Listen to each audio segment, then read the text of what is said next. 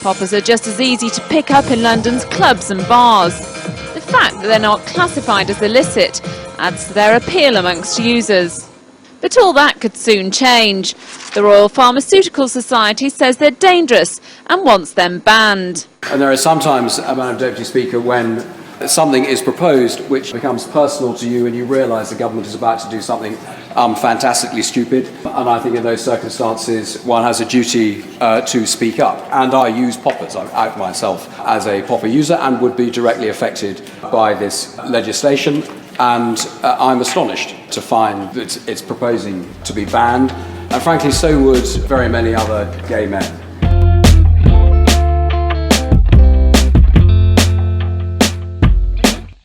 Welcome, this is the Dr. Junkie Show, and I'm your host, Ben Boyce.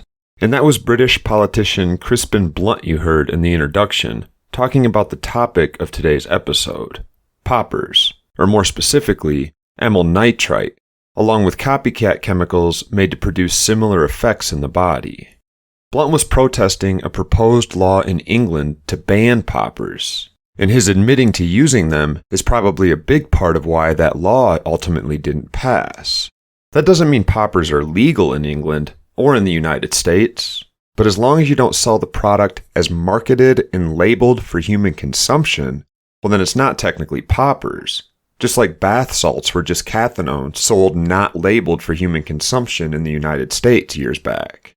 The story sounds so familiar because it is. And there are always huge problems with any market which the government refuses to allow to be regulated, even by the companies themselves, through labeling and quality control for human consumption. People die because they don't understand how to use a drug, or because they use too much of it, or because it's much more potent than they thought it was. Sometimes it's not even the same drug. Then the government predictably blames their deaths not on its bad drug policies, but on the drug users and the drugs themselves. Talk about job security for politicians. It happens over and over in the United States. It's the reason we're still in the midst of what feels like a never-ending opioid epidemic. Heroin is pretty difficult to overdose on accidentally if you're a regular user. There are stories of Kurt Cobain attempting to overdose on heroin and die, but waking up hours later, no matter how much he took. I used to take massive doses of heroin years back, and neither myself or anyone I know has ever overdosed on heroin alone. People aren't dying from heroin nowadays either. People are dying from the stuff we've added to heroin because of the iron law of prohibition, which says that anytime a substance is illegal, the most potent form of it will become the most common form. It makes sense. If you're smuggling something illegal that can land you in jail, you'd want to fit as much of it as possible into the smallest space possible. The cutting agents, like phenols, xylazine, and recently nitazines, they used to be drug adulterants, but now users are getting a taste for them. And a lot of times, we show up asking for the cut drugs and passing up the uncut drugs.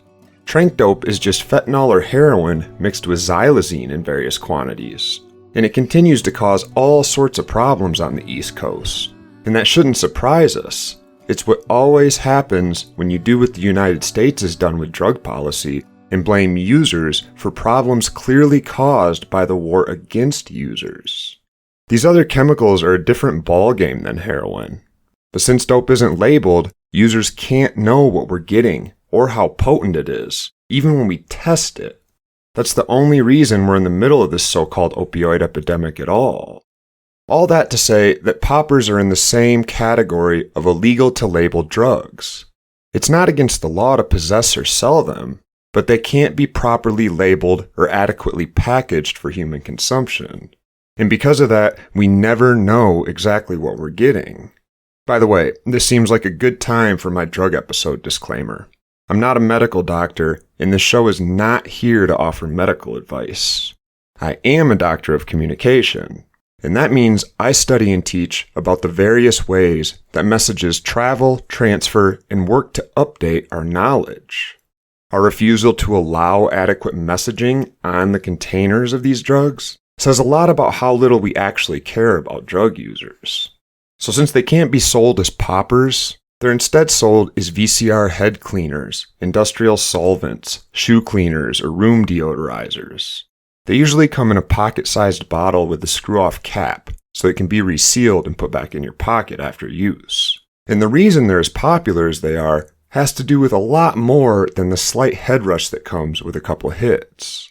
Crispin Blunt, that guy you heard in the intro, he also said this during that speech. It simply serves to bring the whole law into disrepute. Choosing to ban this, which I've been using, and I know that have been used as the extremely good speech from the opposition spokesman, have been used for decades, then respect for the law is going to fly out the window for people if that's the drug that they use, and all the warnings that are contained in paragraph 43 of the Select Committee's report, particularly that from the Gay Men's Health Collective, saying it will result in increased Class A and B drug use and increased transmission of sexually transmitted infections, is obviously going to happen. And driving the supply of these underground simply puts it in the hands of criminals. Making poppers illegal increases transmission of sexually transmitted diseases. And that's because poppers are good at relaxing body cavities,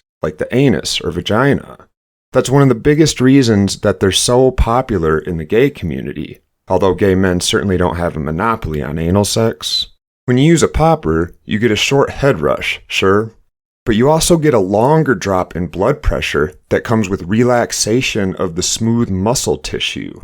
And that means those muscles, including the anus, they relax.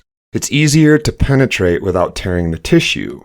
That's what Blunt was referring to with his claim that laws restricting poppers would cause HIV infections to go up. They have names like Double Scorpio, Jungle Juice, Extreme Formula, and Super Rush. The product is advertised as a tape cleaner for VHS or nail polish remover. The bottles say not for consumption, but people who buy them sniff or drink the liquid inside, which is alkyl nitrites. You don't eat poppers or smoke them.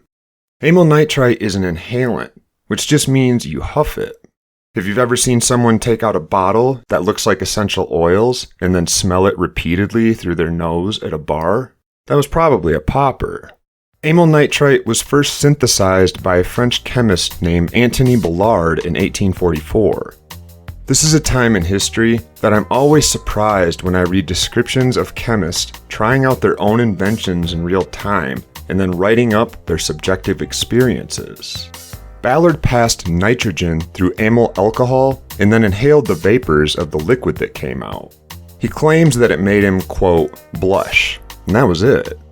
But after Ballard's discovery, other researchers discovered additional uses for the same drug. It's been used since the 1930s, for example, to treat cyanide poisoning, and that's because of how it works to relax muscle tissue. Here's the technical description from a journal article I was reading to prepare for this episode.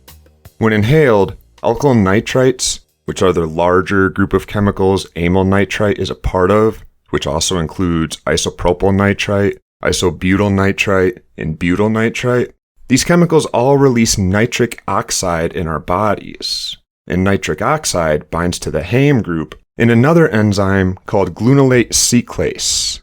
The end result, and here's the important part, is that smooth muscles relax and blood vessels dilate. We loosen up. And that blood pressure reduction also does something in our brain. Although alkyl nitrites don't actually cross the blood-brain barrier, they make us feel lightheaded and kind of drunk for a few minutes. It's from the dilation of blood vessels, which increases the blood flow to our brain. That lowered blood pressure has been incredibly useful for doctors looking to treat disorders like angina, a painful condition that often leaves those who suffer from it bedridden with chest pains. Angina is caused by blood vessels near the heart, which are too small, so lowering one's blood pressure and dilating the blood vessels reduces the pain associated with insufficient blood flow to the heart. It's sometimes still prescribed for this today. It wasn't always sold in those small bottles either. The reason that single doses are called poppers is because of how they were once packaged, in individual handheld vials with a glass interior that you could shatter to inhale a nose full of vapor. They would pop when you broke them. Here you go. All right. Big whiff, big whiff, Big whip, sonny boy. There you go. Much better. Now for the doctor. Nowadays, most people put the bottle right up to their nostril, plug the other one, and inhale deeply a couple times. But I've also seen some clever folks devise more ingenious ways to carry it around, including a sippy straw bottle with a few ounces of popper soaked into a paper towel on the inside. Put the straw up, take a huff, and then seal it back up without worrying about spills. Some people also choose to inhale it through their mouth to minimize the danger of chemical burns. But if you drink it, you can overdose with a relatively small amount. Because, like carbon monoxide, poppers block hemoglobin's oxygen-carrying ability and basically starve our brains of oxygen when we take too much. So if you inhale it through your mouth, you've got to be careful to not drink it. And I'd be worried about somebody nearby watching me do it that way and mistaking my inhalation for drinking. Although the flavor of poppers would definitely alert you right away that you were doing it wrong if you actually tried to drink it. Now, there are some very real dangers worth mentioning, many of them related again to the way poppers have been sold. When they come in contact with the skin, especially on our face, they cause chemical burns. If you've ever seen someone in the club with a red ring around the bottom of their nose, that was probably poppers. You also shouldn't mix them with drugs like Viagra because both lower blood pressure, which means you can wind up lightheaded or even fainting. But it's worth pointing out that my conflict of interest detector goes off when I hear this claim, and even though it's a really good idea to avoid mixing any drugs, especially two drugs that both cause blood pressure to decrease, it's worth remembering that Viagra is a legal trademarked drug which has a big name in the same market as poppers. They're both used to initiate sexual encounters. Don't let erectile dysfunction get in the way. Viagra, America's most prescribed ED treatment, can help you enjoy a more satisfying sexual experience. So in many ways, poppers are Viagra's biggest competition. There's also some reports of short and long-term vision loss with poppers, especially in heavy users. And this also seems to point, in my mind, to the importance of legitimate legal supplies and education about how to safely and responsibly use them. It looks like they can cause short-term retinal degradation in some long-term heavy users, but everyone I've seen talk about this who had it happen to them notes that it went away after a short time avoiding using the drug. It also appears to be more correlated with the isopropyl nitrite versions of poppers. Poppers aren't traditionally considered addictive, even though they do increase dopamine levels in rat studies. That's probably because that head rush that we get, it only lasts for a minute or two, and it requires constant redosing. Not to mention, it frequently causes a headache after just a few dozen doses. Plus, poppers produce tolerance, which not only means you have to use more the next time to get the same effects, but also that the overall effects will be reduced the more often you use it. So poppers are a drug that serve an important social purpose, but they're also a drug that carries a lot of social stigma. Since they're associated with the LGBTQIA+ community, they've historically been ignored and minimized in pop culture. It's funny, I was into all sorts of drugs as a kid, and this one was hardly on my radar, although I didn't know why. As I read up on poppers for this episode, I realized stigma had a lot to do with that. And now that it is June, we are celebrating Pride Month, which kicks off today. According to the Library of Congress, Pride is meant to recognize the sweeping impact that members of the LGBTQ+ community, advocates, and allies have all had on history in the U.S. and around the world. It's currently Pride Month, and even though capitalism has invaded our parades and commodified the pride flag to sell cheeseburgers and sneakers, it's still worth remembering that LGBTQIA+ folks still have a much harder time navigating our world, whether it's marriage, employment, education, or drugs. Last week, the Supreme Court issued a number of huge decisions, one of which overturned Roe v. Wade. That was a shock for many who didn't grow up in the church, but for those of us who did, it was more of a foregone conclusion. The folks who have been seen on TV weeping in joy and celebrating this decision, they all had one thing in common. They were blaming their opinions on their God, praising Him for having told them how to feel about this very important issue. This is the moment America and women's rights went back in time. 50 years after legalising abortion, the Supreme Court reversing a constitutional right for the first time.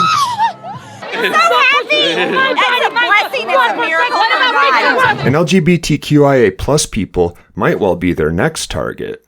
If you think that sounds far-fetched, wander into a couple of your local churches over the next few weeks and listen to how they're talking about the Roe v. Wade decision there. Many see it as the first step in a larger movement to reinstitute laws and policies that normalize heterosexuality and white picket fenceism, while outlawing anything that makes square Christians feel uncomfortable. As a recovering Christian, I always feel obligated to wade into these debates and apologize for the behavior of my people. Like Jesus said of them as he was dying, many of them know not what they do. They actually believe that God wants them to do this. And that's a scary thing, because once somebody is convinced of that, who can argue with them using logic, morals, or reason? For goodness sake, the creator of the universe is their boss. So if you're religious or you believe in some sort of God, number one, you might be right. And number two, you're not a bad person.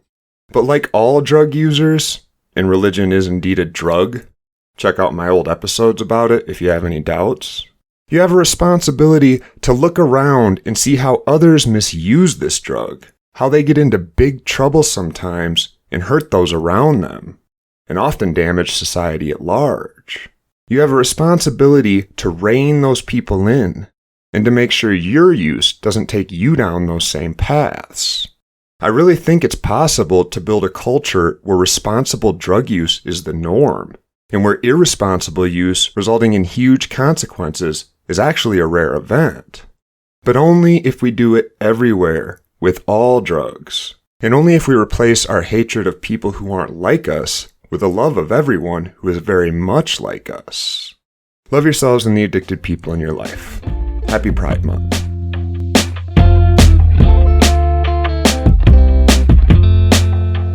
They cause relaxation, but the FDA says they can also lead to deadly complications. They have names like Double Scorpio, Jungle Juice, Extreme Formula, and Super Rush. The product is advertised as a tape cleaner for VHS or nail polish remover. We just went to a local adult video store and asked for poppers, and there they were right by the checkout.